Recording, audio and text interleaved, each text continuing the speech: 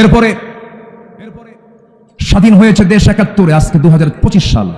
৫৩ বছরে ২০ কোটি মুসলমানের বাংলাদেশে নামাজের সংখ্যা মাত্র ১০৫ জন, অর্থাৎ শতকরা ৫% মুসলমান নামাজ পড়ে। তাহলে কত সরকার আসলো গেল, এডুকেশন মিনিস্ট্রি ছিল, রিলিজিয়ান মিনিস্ট্রি ছিল, ধর্ম মন্ত্রণালয় ছিল, শিক্ষা মন্ত্রণালয় ছিল, যুব মন্ত্রণালয় ছিল, এতগুলো ডিপার্টমেন্ট এতদিন ধরে যারা চালালেন তারা কি করলেন?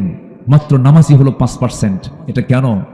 এটার সবচাইতে বড় কারণ হলো যারাই সরকার গঠন করেছিল কেউ নামাজের সরকার ছিল না। ঠিক কিনা বলেন?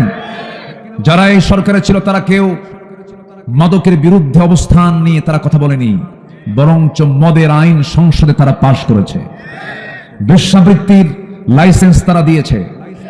সম্মানিত বন্ধুগণ, সব দেখে শেষ করেছি আমরা।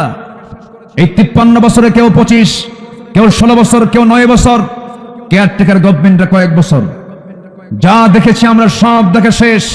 আগামীর দেশ আমরা দেখতে চাই কোরআনের দেশ।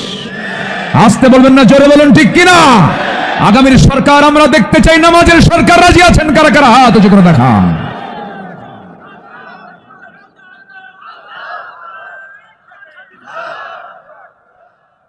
আল্লাহ কবুল করুন। জোরে বলি আমিন। আরো জোরে বলি আমিন। সবাইকে জান্নাতে যেতে চান না ভাই?